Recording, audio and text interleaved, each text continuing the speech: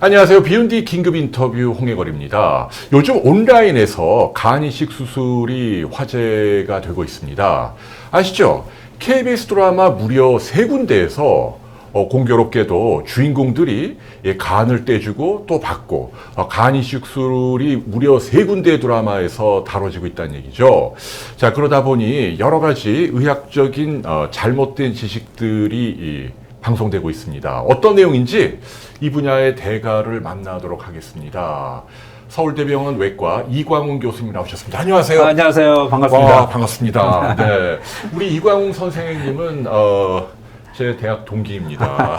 근데 워낙 잘 나가서 진짜 오랜만에 보네. 얼굴 좋네요. 네, 감사합니다. 네, 우리 이광웅 교수님은 간 이식술 최고 전문가 중에 한 분이죠. 지금까지 대략 한 2,000여 케이스의 간 이식술을 해오고 흉터를 최소화한 이른바 복강경을 이용한 공여자 수술을 본격적으로 보급시킨 그런 주역이기도 합니다.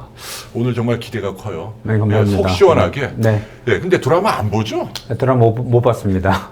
저도 못 봤어요, 사실. 그래서 우리 그 PD들이 쭉 내용을 모아갖고 하나하나 좀 네, 여쭤보도록 할게요. 네, 그렇죠. 자, 첫 번째, 하나뿐인 내 편. 이게 시청률 50% 육박하는 화제의 드라마인데요. 주인공인 최수종, 알죠? 네. 그분이 지금 혼수 상태가 됐어요.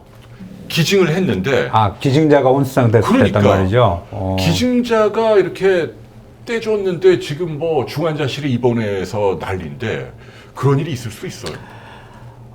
우리나라 이제 간이식이 특히 생체 간이식이 개수가 전 세계에서 인구 단위당 제일 많습니다. 그 이유 중에 여러 가지 이유가 있습니다만은 일반적인 사람들이 공여자의 안전성에 대해서는 좀 확신을 갖고 있기 때문이거든요.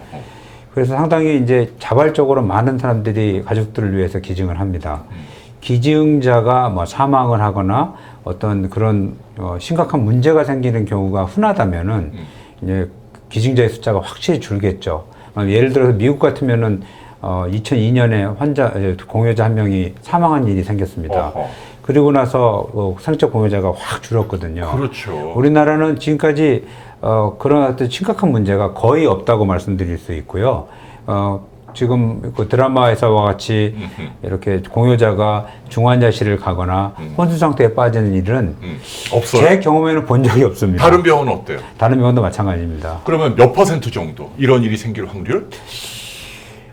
저는 0.00001% 미만이라고 생각합니다. 진짜? 본인의 그 학자적인 양심을 걸고? 학자적인 양심을 걸고. 그렇다네요, 여러분. 그러니까 이렇게 드라마처럼 혼수 상태 되고 그런 일은 거의 없다. 네. 이거는 믿어도 된다. 믿어도 됩니다. 네, 좋습니다. 그런데 최수종 씨의 나이를 또 지적하는 분도 있어요.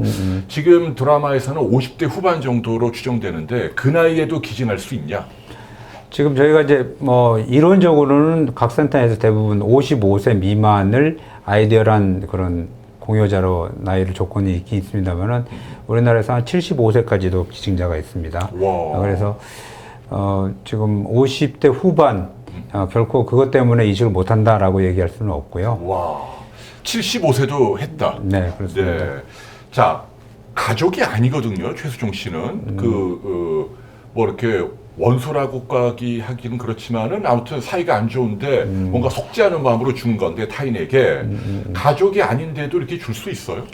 우리나라는 이제 8촌 이내만 공여를 할 수 있는데 예외적으로 이제 비혈연관 공여도 인정을 합니다.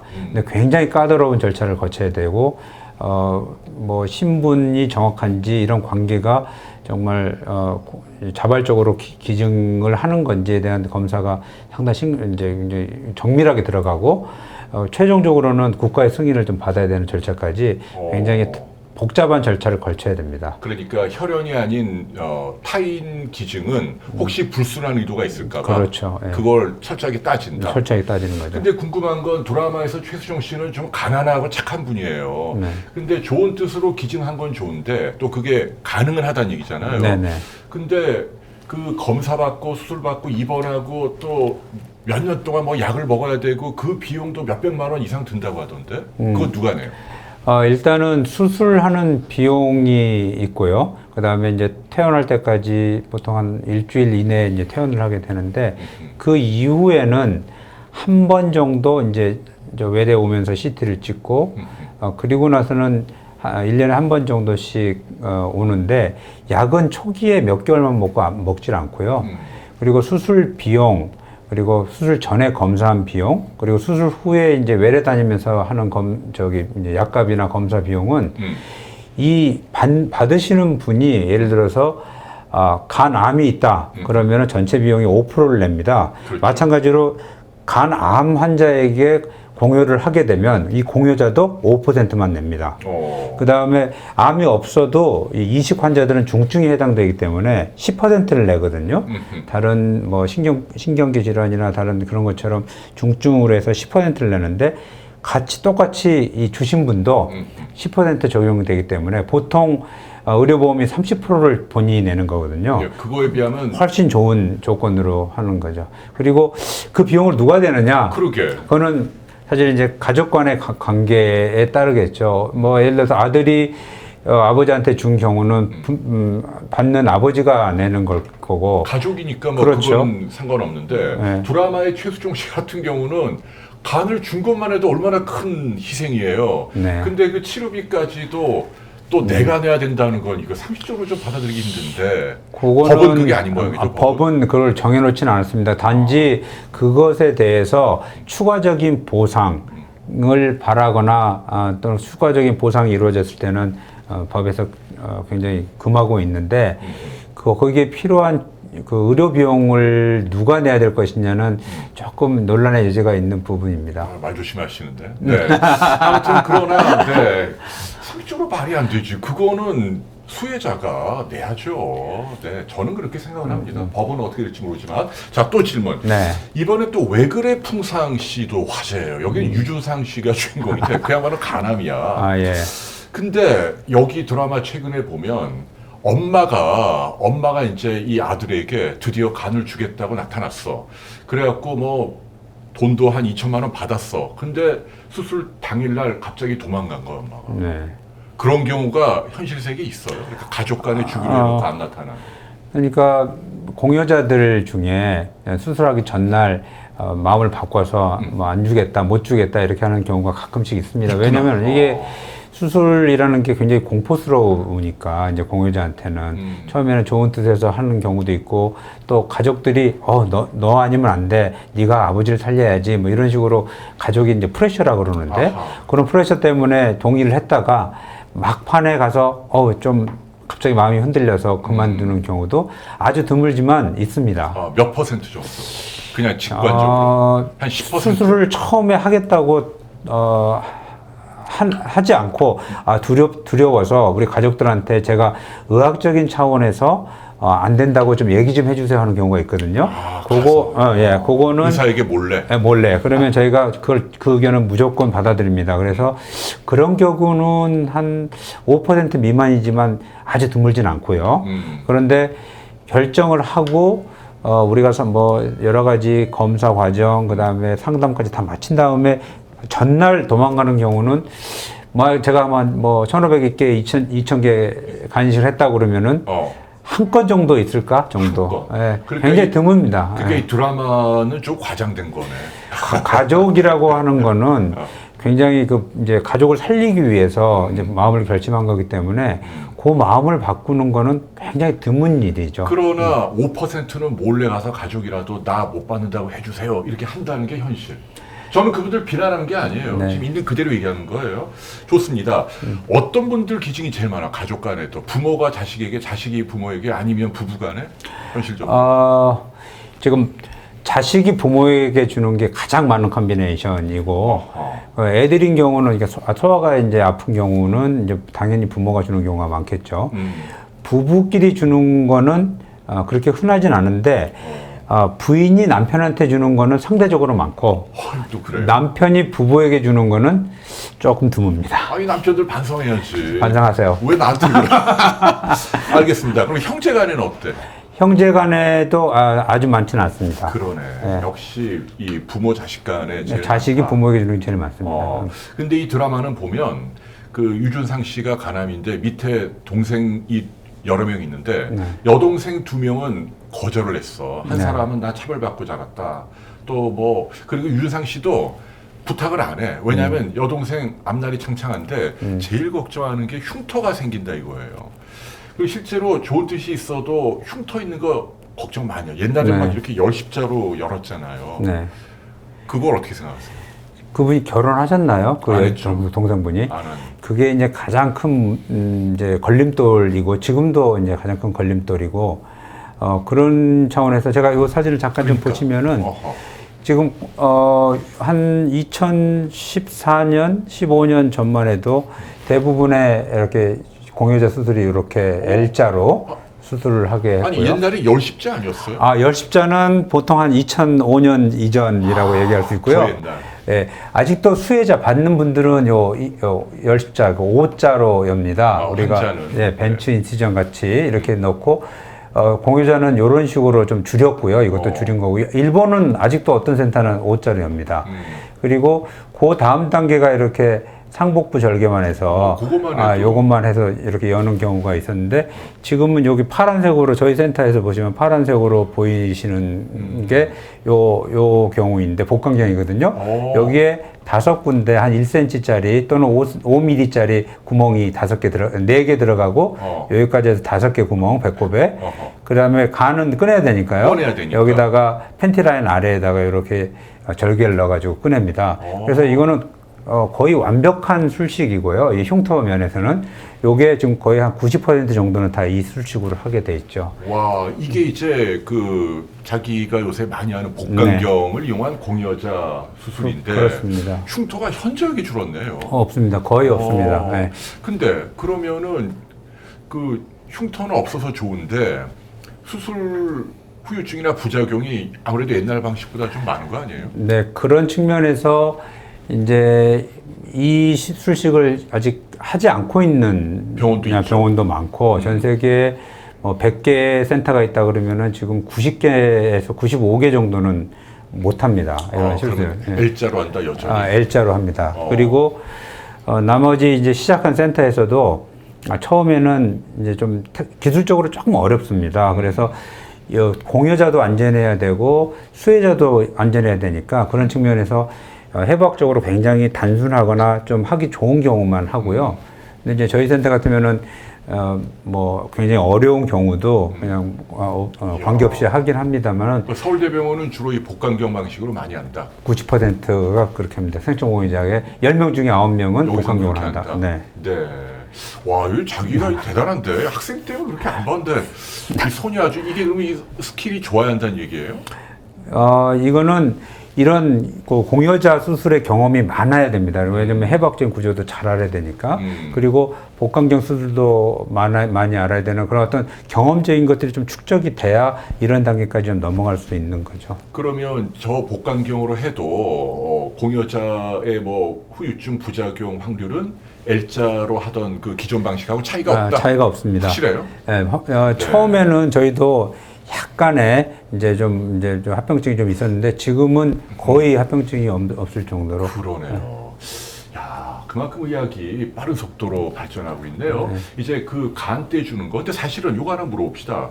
그 모든 기증하는 이식 수술 가운데 뭐 콩팥도 있고 뭐 폐도 있고 뭐 다 해주잖아요. 근데 그래도 간을 떼주는 게 좀 가장 좀 몸에 부담을 주는 건 맞아요? 지금 이제 생체로 이렇게 장기를 기증하는 경우가 제일 흔한 게 콩팥이고요. 그 다음에 간이고, 폐는 굉장히 드물게 합니다. 이제 폐 일부를 띄어서 이렇게 해주는 거는. 그 다음에 그런 식으로 좀 드문 게 췌장의 일부를 띄워주는 경우가 있는데요. 그 다음에 소장의 일부를 띄워주는 경우. 이제 나머지 그 뒤에 세 가지 경우는 드문 편이 아니기 때문에 콩팥하고 간인데요. 콩팥에 비해서는 간이 조금 초기의 위험성은 더 있습니다. 대신 콩팥은 이 2개가 있는데 하나를 떼어주면 요 하나가 잘 버텨야 되는 문제가 있는데 간은 100% 중에 60%를 보통 떼어주거든요. 요 40%가 초기 한 달만 버티면 한 달만 넘으면 이게 90%, 한 3달까지만 하면 100%까지 다 커서 기능적으로 문제가 없습니다. 그래서 그게 이제 콩팥 기증과의 차이죠. 그러네요. 그러니까 실제로 요즘은 그 공여자가 간을 떼줬다고 해서 무슨 뭐 심각한 후유증, 부작용 시달리는 경우는 정말 거의 없다. 초창기에 아, 문제가 없으면 이제 끝에는 장기적으로는 거의 문제가 없습니다. 네. 자, 그 드라마에 보면 남동생이 있는데 오지호 씨가 주려고 갸륵하게 형한테 결심을 밝혔어. 근데 검사를 해보니까 지방간이 있대네. 그래갖고 못 준다 뭐 이렇게 된 거예요. 지방간 못 주는 거 맞아요? 우리가 100명을 만약에 이제 하겠다고 손든 사람을 이제 검사를 하면은 한 30% 정도가 이제 불합격을 받는데 이제 뭐 다른 정치적인 상황, 여러 가지 환경적인 상황을 제외하고 의학적인 이유 때문에 제외가 되는 경우, 당신 안 됩니다라고 하는 경우가 제일 흔한 게 지방간.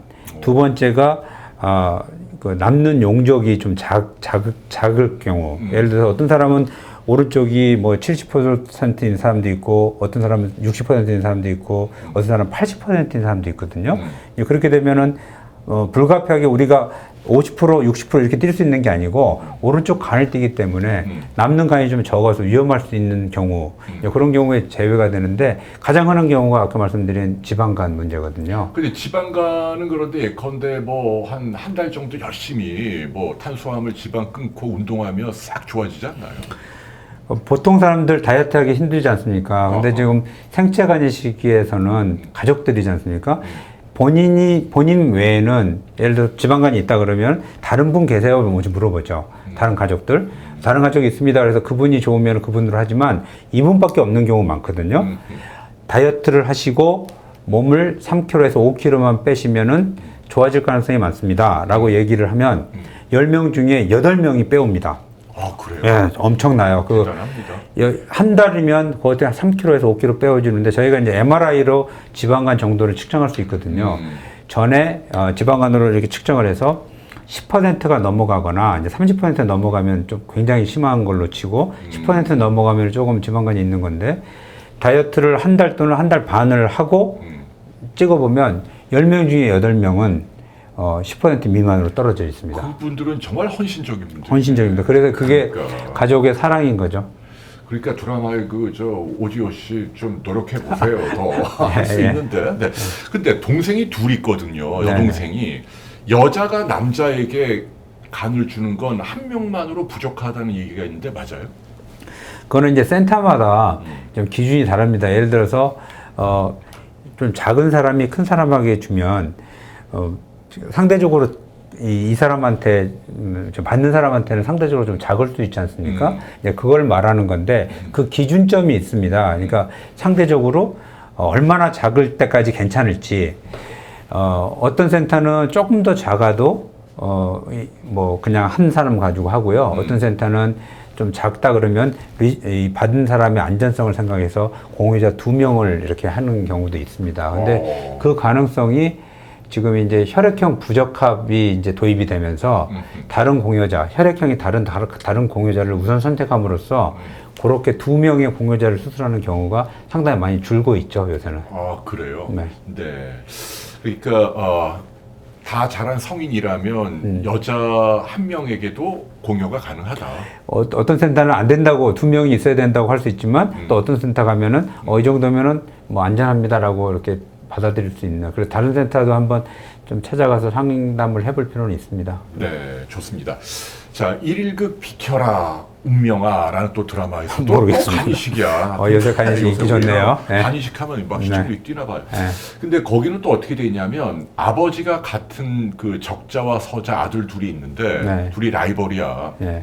근데 그 회사 경영을 이렇게 좀 뭐 넘겨주거나 도와줄 테니 너가 좀 간을 떼다오. 뭐 약간의 그 암묵적인 거래 같은 것에 의한 그 동의가 이루어지는 거 분위기예요 지금. 네. 그거는 불법이야, 합법이야? 사실은 뭐 이론적으로는 불법이지만 법적으로는 처벌할 수 없습니다. 왜냐하면 같은 가족이기 때문에. 아니 적자와 서자도 가족으로 보나? 서자도 법적으로 아들이면은 아들입니다. 법적으로 8천 이내면은 오케이입니다. 그럼 그 경우도 가족으로 볼 수 있겠구나. 가족으로 볼 수 있습니다. 그래서 뭐 그런 뒷거래는 저희가 그건 판단할 수가 없고요. 그러니까 가족이나 혈연 간에는 뒷거래 같은 것을 뭐 감독하거나 간섭하거나 그렇진 규제하거나 않습니다. 그건 안 한다. 예, 할 수가 없습니다. 그러니까 완전 타인인 경우에만 엄격하게 된다. 완전 타인은 엄격하게 보고요. 네. 그렇구나.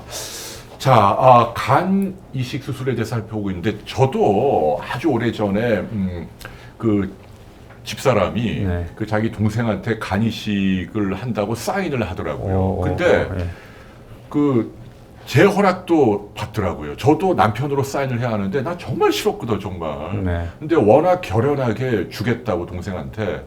그래서 솔직한 얘기로 좀 마지못해 사인하긴 했는데 다행히도 수술 전날 바로 전날 드라마틱하게 환자가 좋아져서 간을 떼지 않아도 됐단 말이야. 정말 그래서 지금 고맙게 생각하는데 핵심은 뭐냐면 그 보호자가 꼭 중요해요. 왜냐하면 지금 이 드라마에도 어떤 분이 나 주겠다고 했는데 가족들이 반대해서 기증이 안 된 사례가 나오죠. 이게 성인 같으면은 본인 이제 자기 결정권이라고 해서 우리가 법적인 나이 18세 이상.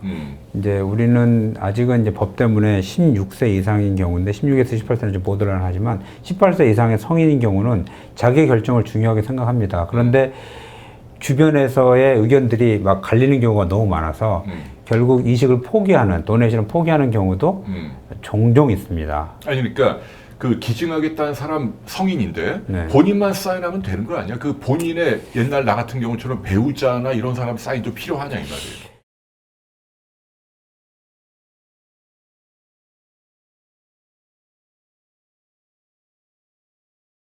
자, 마지막으로 간 이식술 이제 필요한 분들 걱정들이 많은데 특히 그 기증자 입장에서 의사로서 한 말씀. 지금 만약 기술이 좀 좋아져서 이제 상당히 합병증도 줄고 또 흉터 문제도 이제 저희 이제 공유자 수술하는 의사 입장에서는 좀 만족스러울 정도까지 지금 올라왔습니다. 그래서 근데 이제 안전성 면에서 이렇게 봤을 때 아직도 이제 개복보다는 조금 숙련되거나 좋은 이제 해부학적인 구조인 경우만 이제 복강경을 하는 경우가 많기 때문에 대신 안전성에 있어서는 세계 어느 나라보다 한국의 이제 그 공유자 수술하는 의사들이 이제 수술을 잘하기 때문에 합병증은 적다. 근데 이제 개복이냐 복강경이냐 하는 문제는 이제 그 부분의 결혼 상태, 뭐 여자나 남자나 이런 걸 따지고 또 센터의 경험 같은 걸 따져가지고 조금 선택의 여지는 있지만 상당히 안전한 술식이다. 그렇게 좀 말씀드릴 수 있겠습니다. 오케이. 더 자세한 건 우리 그 비욘디 스튜디오 나와서 좀 제대로 좀 짚어주세요. 내가 갑자기 이렇게 밀고 들어오시면 어떡합니까? 왜냐하면 지금 어제 난리더니 들어갔대. 예. 고마워요. 땡큐. 예, 감사합니다. 감사합니다. 감사합니다. 네, 감사합니다. 고마워. 비욘디 보시고 즐거웠으면 좋아요, 그리고 구독. 미안해요. 비욘디 보시고 즐거우셨으면 구독과 좋아요 눌러주세요. 혜근 씨, 박자가 맞아야죠. 아니야 괜찮아. 이 정도. 아니. 편집해서 쓸게. 됐어. 이 정도 됐어.